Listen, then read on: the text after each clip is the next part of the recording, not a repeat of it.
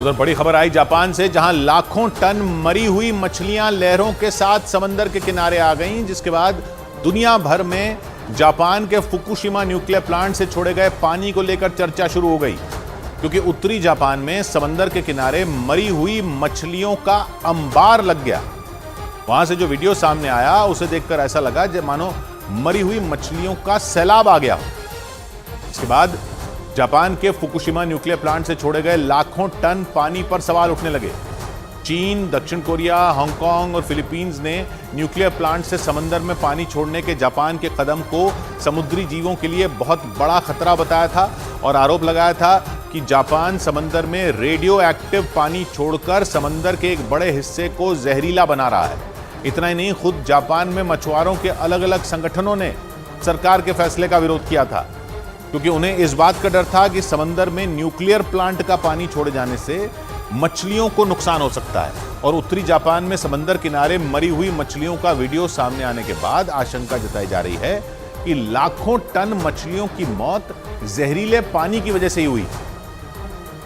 यानी चीन, दक्षिण कोरिया और हांगकांग जैसे देशों को जिस बात का डर था, कुछ वैसी ही तस्वीरें उत्तरी जापान में समंदर किनारे से सामने आई। वीडियो में समंदर किनारे लाखों टन मरी हुई मछलियां दिखाई दी। लहरों की वजह से समंदर के किनारे मरी हुई मछलियों का अंबार लग गया। समंदर की लहरें जैसे जैसे किनारे की तरफ बढ़ रही थीं, वहां मछलियों की संख्या भी बढ़ती जा रही थी। लाखों टन मरी हुई मछलियों का वीडियो सामने आने के बाद दुनिया भर में जापान के फुकुशिमा न्यूक्लियर प्लांट से छोड़े गए पानी पर एक बार फिर बहस शुरू हो गई। आशंका जताई जाने लगी कि जहरीले पानी की वजह से ही इन मछलियों की मौत हुई है। जापान के अखबार द जापान न्यूज के मुताबिक सोशल मीडिया पर वायरल ये वीडियो उत्तरी जापान के हाकोदाते शहर के समुद्री किनारे का है। द जापान न्यूज के मुताबिक 2 दिन पहले एक स्थानीय मछुआरे ने समंदर किनारे इन मरी हुई मछलियों को देखा था और इसके बाद उसने तुरंत स्थानीय प्रशासन को इसकी सूचना दे दी थी। हालांकि जापान से आए इस वीडियो की वजह से पूरी दुनिया में हड़कंप मच गया, क्योंकि चीन, दक्षिण कोरिया, उत्तर कोरिया, फिलीपींस, हांगकांग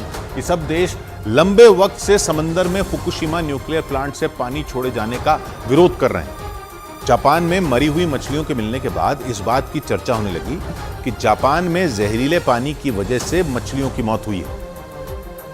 यानी कहा यह जा रहा है कि समंदर में न्यूक्लियर प्लांट का पानी छोड़ने का जापान का फैसला उस पर ही भारी पड़ गया। हांगकांग के अखबार साउथ चाइना मॉर्निंग पोस्ट के मुताबिक उत्तरी जापान के जिस हाकोदाते शहर में मरी हुई मछलियां मिली हैं, फुकुशिमा न्यूक्लियर प्लांट से उसकी दूरी करीब 600 kilometre. South China morning post की रिपोर्ट में इस बात की आशंका जताई गई कि न्यूक्लियर प्लांट से छोड़े गए रेडियो एक्टिव पानी की वजह से ही इन मछलियों की मौत हुई होगी, क्योंकि बीते 4 महीनों से जापान लगातार न्यूक्लियर प्लांट से समंदर में पानी छोड़ रहा है। और जापान के इस कदम का चीन, दक्षिण कोरिया, उत्तर कोरिया, हांगकांग, फिलीपींस और ताइवान ने जोरदार विरोध किया, क्योंकि ये सभी देश जापान के करीब हैं और इनकी समुद्री सीमाएं भी जापान के समंदर से लगती हैं। और यही वजह रहेगी ये सभी देश जापान के फैसले से सबसे ज्यादा डरे हुए हैं।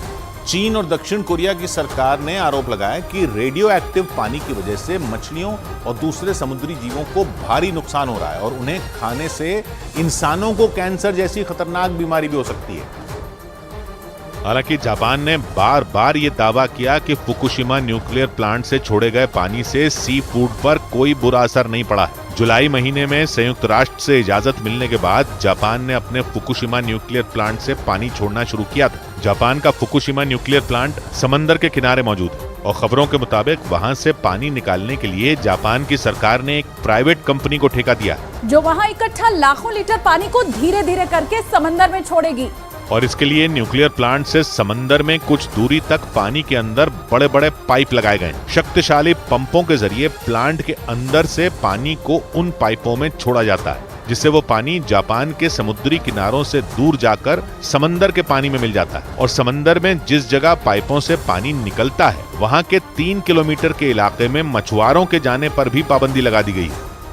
यानी जापान न्यूक्लियर प्लांट से छोड़े गए पानी को लेकर सावधानी बरत रहा है, लेकिन इसके साथ ये भी दावा कर रहा है कि प्लांट के पानी से समंदर में किसी भी तरह का प्रदूषण नहीं होता। लेकिन उत्तरी जापान में समंदर किनारे मरी हुई मछलियों के मिलने के बाद चीन को जापान पर हमला बोलने का बड़ा मौका मिल गया, क्योंकि समंदर को जहरीला बनाने का आरोप लगाकर चीन ने जापान से आने वाले सी फूड पर बैन लगा दिया था। मीडिया कंपनी ब्लूमबर्ग की एक रिपोर्ट बताती है कि जापान में सी फूड का कारोबार बड़े पैमाने पर होता है। हर साल लाखों टन सी फूड जापान से चीन भेजा जाता है। पिछले साल जापान से चीन को करीब 50 करोड़ डॉलर यानी भारतीय रुपयों में करीब 4000 करोड़ रुपए का सी फूड सप्लाई किया गया था। और यही वजह रही कि नाराज चीन ने जापान की अर्थव्यवस्था की कमर तोड़ने के लिए सी फूड के आयात पर रोक लगा दी थी। हालांकि चीन पर दुनिया को भड़काने का आरोप लगाकर जापान के प्रधानमंत्री फुमियो किशिदा ने अपनी पूरी कैबिनेट के साथ सी फूड का लुत्फ उठाया था और ये संदेश देने की कोशिश की थी कि फुकुशिमा न्यूक्लियर प्लांट से छोड़े गए पानी का सी फूड पर कोई असर नहीं पड़ा, जबकि चीन समेत जापान के कई पड़ोसी देश बार बार ये दावा करते रहे कि जापान के रेडियो एक्टिव पानी की वजह से समंदर का एक बड़ा हिस्सा जहरीला हो चुका है। और महज चीन, दक्षिण कोरिया या फिर हांगकांग जैसे पड़ोसी देश ही नहीं, बल्कि जापान सरकार के फैसले का विरोध जापान के लोगों ने भी किया। जापान में मछुआरों के अलग अलग संगठनों ने तो जापान सरकार के खिलाफ मोर्चा खोल दिया था और सड़क पर उतरकर सरकार से न्यूक्लियर प्लांट से पानी न छोड़ने की अपील की थी। जापान के अलग अलग शहरों में लोग हाथों में बैनर और पोस्टर लेकर सड़क पर उतर आए थे। जापान में मछुआरों के संगठनों का आरोप था कि सरकार के फैसले का सबसे बुरा असर उन पर पड़ रहा है, क्योंकि चीन के अलावा हांगकांग ने भी जापान से आने वाले सी फूड पर बैन लगा दिया था, जिसकी वजह से जापान के मछुआरों की कमाई में गिरावट आ गई और काम धंधा पूरी तरह मंदा हो गया। दुनिया भर में पर्यावरण संरक्षण से जुड़े कई संगठनों ने भी जापान सरकार के इस फैसले को तबाही लाने वाला बताया था। लेकिन इन सब की परवाह किए बिना जापान लगातार प्रशांत महासागर में न्यूक्लियर प्लांट से पानी छोड़ रहा है और समंदर में पानी छोड़ने की जापान की प्रक्रिया 1 या 2 साल में पूरी नहीं होने वाली। खबरों के मुताबिक जापान को इस काम में करीब 30 साल का वक्त लग सकता है, क्योंकि जापान के फुकुशिमा न्यूक्लियर प्लांट में थोड़ा बहुत नहीं बल्कि 133 करोड़ लीटर पानी लोहे के 1046 बड़े बड़े टैंकों में जमा है। इसे आप ऐसे भी समझ सकते हैं कि फुकुशिमा प्लांट में रखे गए पानी से करीब 500 ओलंपिक साइज स्विमिंग पूल को भरा जा सकता है। यानी जापान अगर लगातार समंदर में पानी छोड़ेगा तब भी उसे इस काम को पूरा करने में कई साल लग सकते हैं। जापान की मीडिया के मुताबिक न्यूक्लियर प्लांट के पानी को प्रशांत महासागर में जापान के समुद्री किनारे से करीब 1 किलोमीटर पूर्व की तरफ छोड़ा जा रहा है। जापान की सरकार का दावा है कि समंदर में छोड़े जाने से पहले पानी को पूरी तरह साफ किया जा रहा है। 12 साल पहले 2011 में आए भूकंप और सुनामी की वजह से फुकुशिमा न्यूक्लियर प्लांट में भयानक विस्फोट हो गया था। भूकंप के झटके लगते ही समुद्र किनारे बने न्यूक्लियर प्लांट के रिएक्टर बंद हो गए थे। कुछ देर बाद न्यूक्लियर पावर प्लांट में भयानक विस्फोट होने लगे और उन विस्फोट को दबाने के लिए और रिएक्टर को ठंडा रखने के लिए 133 करोड़ लीटर पानी का इस्तेमाल किया गया था।